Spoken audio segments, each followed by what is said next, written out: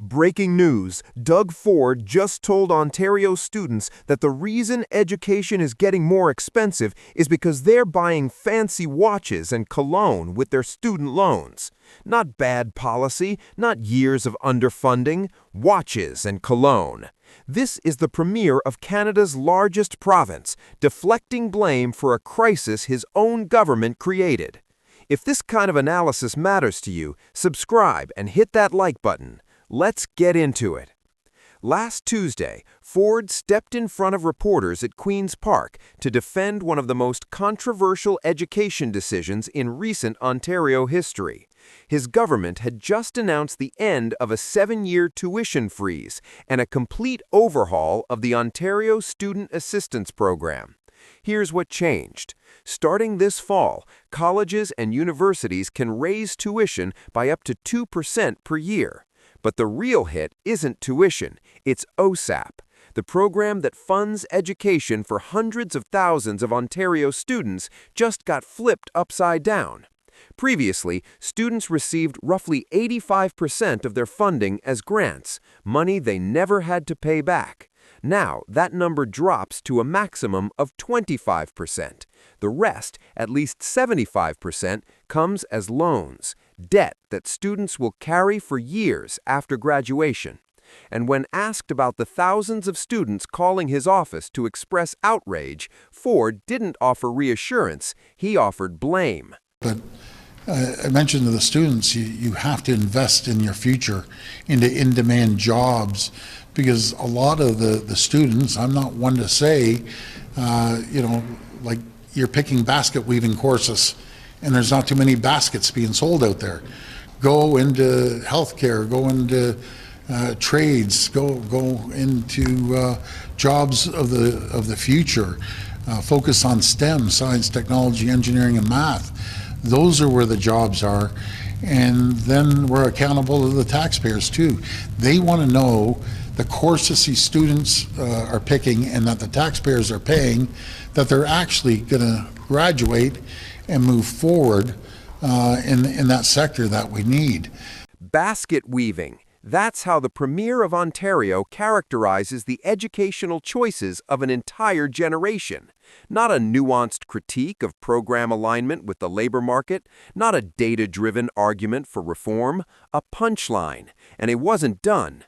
But I've heard some nightmare stories on the other side as well, about kids going out there buying fancy watches and cologne and not needing it, and families making 200 grand getting their kids' education. That doesn't fly with the taxpayers. I'll tell you that right now. Focus on jobs, because your number one area you should focus on once you graduate, you got to get a job. And a lot of times kids will graduate and figure out, oh, well, there's no basket manufacturing. I should have maybe picked something else. Focus on jobs of the future, and you will have a job when you come out of college or university.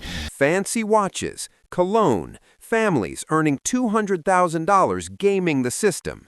No data, no evidence, just anecdotes designed to do one thing: shift the narrative. Because the real story isn't about irresponsible students, it's about what happened to Ontario's post-secondary sector under 7 years of Ford's leadership. Here's the timeline. In 2019, Ford's government cut tuition by 10% and froze it. Sounds great for students, except the government never compensated universities for the lost revenue. Year after year, institutions absorbed the shortfall. Then, in 2024, the federal government capped international student permits, the very students whose higher tuition fees had been subsidizing the entire system. The result was catastrophic. Ontario universities lost approximately $1 billion in revenue over 2 years. Colleges Ontario reported that 600 programs were suspended.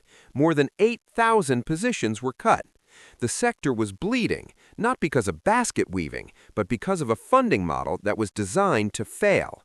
And now the bill arrives, but it doesn't go to the government that created the crisis, it goes to students. The Student Association president at the University of Guelph calculated that the OSAP changes alone would saddle every student on assistance with an additional $7,200 in debt upon graduation. The Canadian Federation of Students called it a move that will produce a generation graduating with more debt than ever before. The NDP's education critic put it simply, the government is telling students to take on more debt and hope things work out. But Ford frames it differently. He frames it as accountability. So we're still going to be there. We're still going to put unprecedented amounts of investments into our universities and colleges. And I just wish the students knew how hard I fought for 7.5 years. When I first came into office, I knocked their tuition down 10%. And under massive pressure from the heads of the colleges and universities, I refused to increase their tuition and added OSAP up to 85% grants. Folks, it was in the red. It's just not sustainable. And the sector was telling me it's not sustainable, or we'd be closing down, if we continue going, we'd be closing down colleges and university. There it is. The premier who held tuition down without funding the gap now presents himself as the one who fought for students. The premier whose freeze, without adequate provincial funding, pushed institutions to the brink, now says the system was unsustainable. He's not wrong about the crisis, he's wrong about who caused it. A freeze without funding isn't a policy, it's a time bomb. And it just went off in the hands of students who had nothing to do with building it. And this is exactly where it gets interesting. Because while Ford was deflecting on education, he was also forced to address something far more uncomfortable. A rogue Conservative MP who just embarrassed the entire Canadian political establishment. Jamil Jivani, the Conservative Member of Parliament for Bowmanville, Oshawa North, traveled to Washington earlier this month on what can only be described as freelance diplomacy.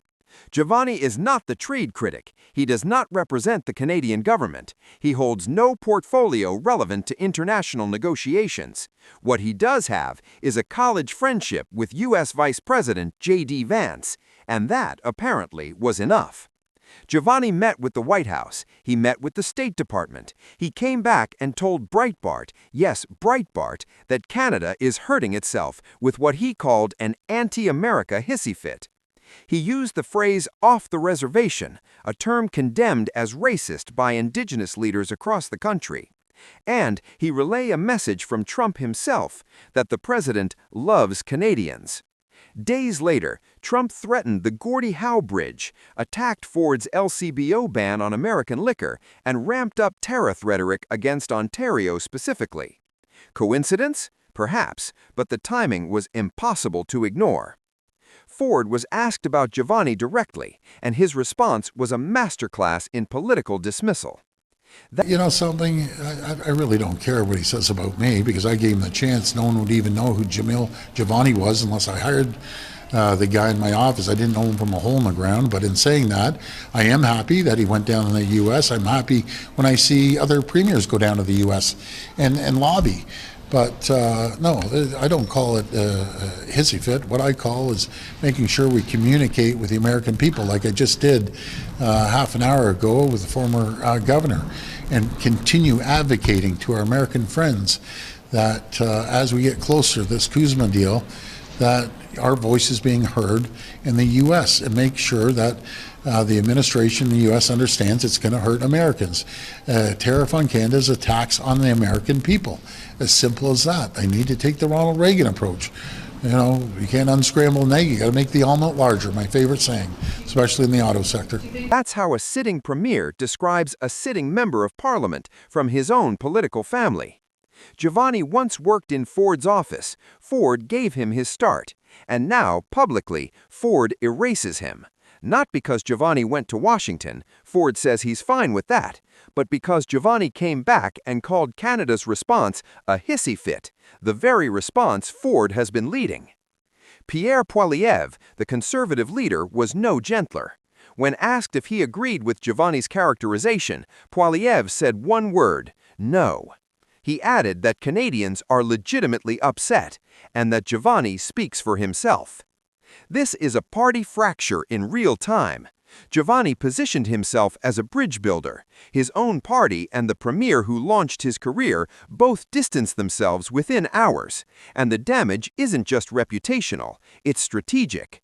because while Jivani was playing freelance diplomat, the actual trade situation was getting worse. And Ford, perhaps for the first time, said something that cut through every layer of political rhetoric. We'll do this, we'll do that, we'll do this. Now we know Trump's rules. There are no rules with President Trump.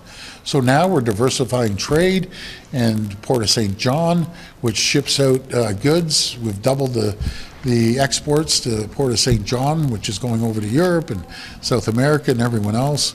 And we have to focus on diversifying our trade, not relying on the U.S. economy so much. Still is going to be our #1 trading partner, but we have to start diversifying, no matter if we're bringing in tin cans, like Macilli, we made that announcement, or other sectors that we're starting on onshore. And we just can't be so reliant on our American friends, and they are friends. There's one guy that drives me crazy. Now we know Trump's rules. There are no rules. That single sentence captures a year of failed assumptions. A year ago, every premier, every prime minister, every world leader was trying to cut a deal. Flattery, concessions, strategic patience, none of it worked. Trump raised tariffs on Canada to 35%. Sector-specific duties slammed the auto, steel, aluminum, and lumber industries. General Motors cut 1,200 jobs in Oshawa. The Ingersoll plant shut down entirely. And Ford's response now is diversification, doubling exports through the Port of St. John, onshoring manufacturing, building new trade corridors to Europe and South America. It's the right pivot, but it's also an admission. The strategy of appeasement failed. The era of hoping Trump would play by the rules is over.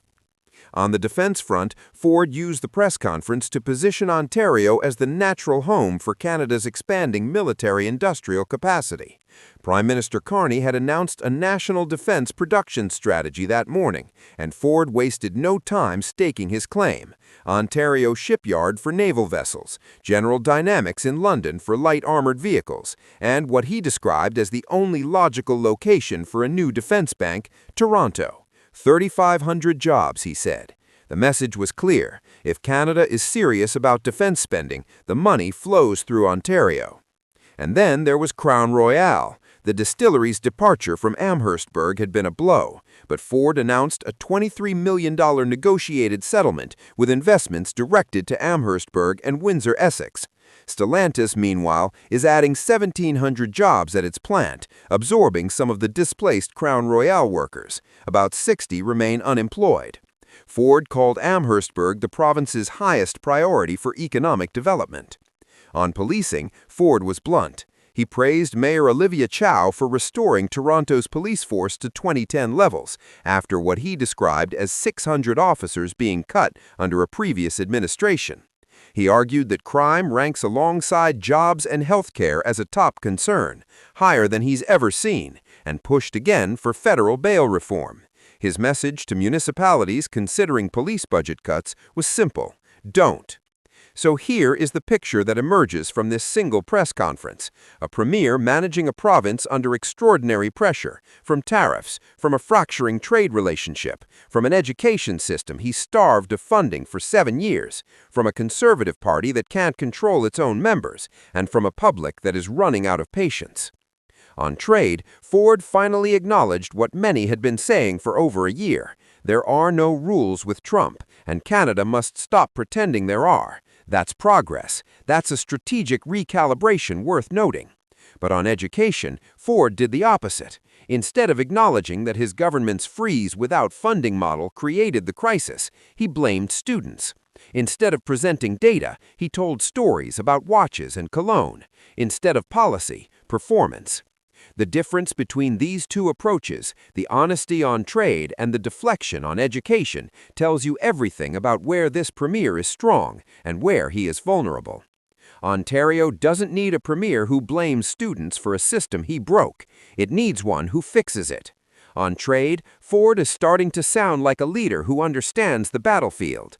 On education, he still sounds like a politician looking for someone else to blame.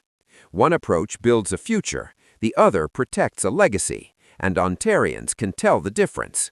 If you found this analysis valuable, subscribe and share it with someone who needs to hear it. This is Canada Today. We don't react to the news, we decode it.